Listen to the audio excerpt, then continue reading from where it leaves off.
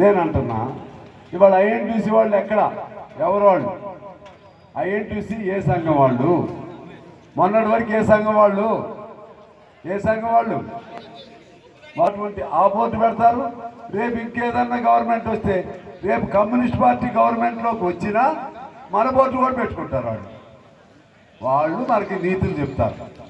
వాళ్ళు ప్రభుత్వం మాదే అంటారు. ఏదైనా పని అవ్వకపోతే ఏఐటీసీ చేయలేదు, మాకు అక్కడ సమాన హక్కు కావాలంటారు. అక్కడ పైన ఏఐటీసీని కార్మికులు గెలిపించారు. మీరు కొన్ని గెలవచ్చు కొన్ని బ్రాంచుల్లో, కానీ అక్కడ హైదరాబాద్కి వచ్చినప్పుడు హైదరాబాద్లో మాకు కూడా ఏఐటీసీ పక్కన కుర్చీ కావాలని అడుగుతారు వాళ్ళు. వాటిల్లో మీరు వాటా అడుగుతారే, పని కాదు. వాళ్ళ గవర్నమెంట్ మీదే కదా, కాంగ్రెస్ పార్టీ గవర్నమెంట్ కదా. పని కాకపోతే ఏఐటీసీ మీద నెపం పెడతారా? రెచ్చగొట్టి మా ఏఐటీసీ ఆఫీస్ ముందుకు పంపిస్తారా? సిగ్గుండొద్దా మీకు? సిగ్గుండొద్దా? మీరు ప్రభుత్వం మీదే, అన్ని మీరు సాధించాలి.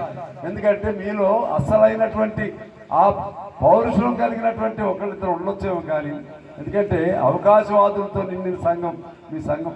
అందులో వాళ్ళు ఇందులోకి వచ్చారు. వాళ్ళు ఇంకొకళ్ళు ఎవరో మొదలు పెట్టారు. ఇప్పుడు ఇంకోళ్ళు ఎవరో మధ్యలో పారిపోయారు, మధ్యలో జైలుకి వెళ్ళారు. వాళ్ళు మన పేరు మీదే, వాళ్ళు కూడా మన పేరే. సందాలు పంచుకునే దగ్గర జైలుకి వెళ్ళిన వాళ్ళు మన పేరే. ఇంకొకళ్ళు ఎవరో బయలుదేరారు, వాళ్ళ పేరు అనవసరం, వాళ్ళు మన పేరు.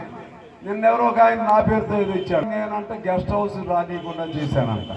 ఇదేమన్నా ఆ కవిత ఎప్పుడు వచ్చింది, ఆమె ఎప్పుడు వచ్చిందో ఇక్కడికి? నేను గెస్ట్ హౌస్ రానియకుండా చేయటం ఏంటి? ఈ కల్చరు కమ్యూనిస్టులుగా మనకుంటుందా? గెస్ట్ హౌస్ నేనే వెళ్ళనయ్యా. ఎప్పుడన్నా తప్పనిసరి అయితే తప్పితే కమ్యూనిస్టులుగా ఈ కుట్రలు కుతంత్రాలు మాకు తెలవదు. స్ట్రైట్ ఫైట్ మాత్రమే మాకు తెలుసు. తల వంచే సమస్య లేదు, తల ఎత్తి పోరాటం చేయటమే మాకు తెలుసు. అందుకే సింగరేణిని ఇంతకాలం మనం రక్షించుకున్నాం. ఏఐటీసీ వల్లనే సింగరేణి ఇంతకాలం బ్రతికింది.